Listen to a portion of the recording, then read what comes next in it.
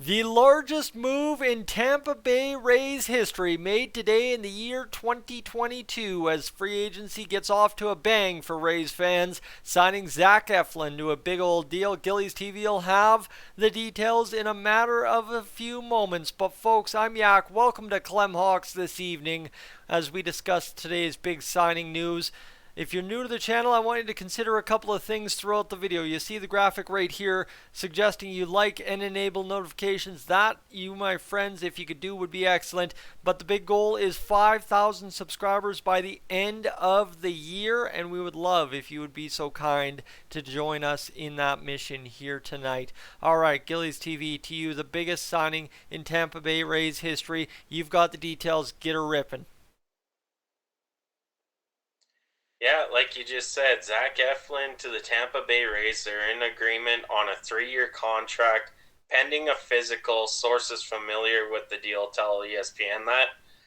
The deal is worth $40 million over those 3 years, but like I said, depending on the physical.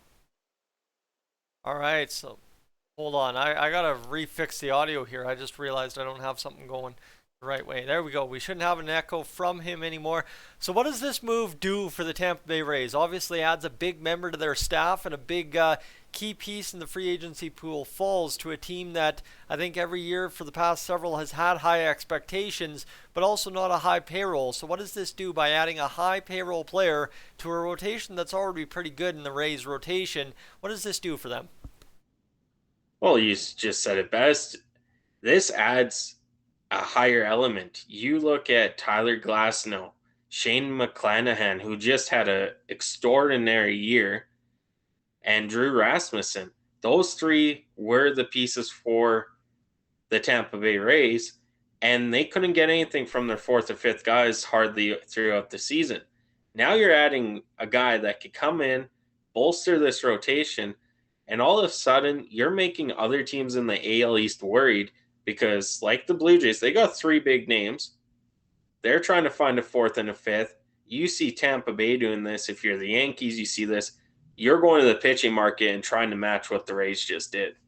So as the rest of the AL East prepares their big free agency moves, the Tampa Bay Rays go out and get a starting pitcher, which, like you said, bolsters that rotation pretty solidly. And now you've got one question mark in the rotation instead of two.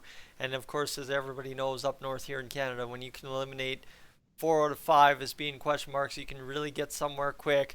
And that's where the Rays have gotten tonight. I guess just a couple of notes on how well you think this deal is going to age for the Tampa Bay Rays as it goes along throughout Eflin's rest of the contract. Well, I think it's going to be pretty good because I believe it said he is 28 years old. So 3 years, that's actually a solid contract for a 28-year-old. And, with the Phillies last season, he was in the bullpen. He was starting pitching. He is a starting pitcher by trade. And with his 4.04 ERA last year and going 3-5, the Phillies just weren't giving him run support when he was pitching. And I believe the Rays have the run support to help him achieve to be that star pitcher. So for the Rays, they get a guy that obviously needs a little bit of what would you call a boost out of the start of the gate. Obviously, if the Rays run support helps them there, that could be a huge get. And I don't think we'd either agree that Zach Eflin is a 4.04 ERA pitcher. We'd probably agree he's much better than that. And obviously, the end of the season tended to show that a little bit more for Eflin with the Phillies this year. So now the real question is kind of how much of a loss is this for the Philadelphia Phillies all told? Well, it's a huge loss for them because you think of the almost magical storyline they had getting to the World Series, just getting into the playoffs, and now you've lost Eflin. You didn't tender Segura because you're trying to get a better shortstop. You just lost Noah Syndergaard to free agency. I don't think he's going back.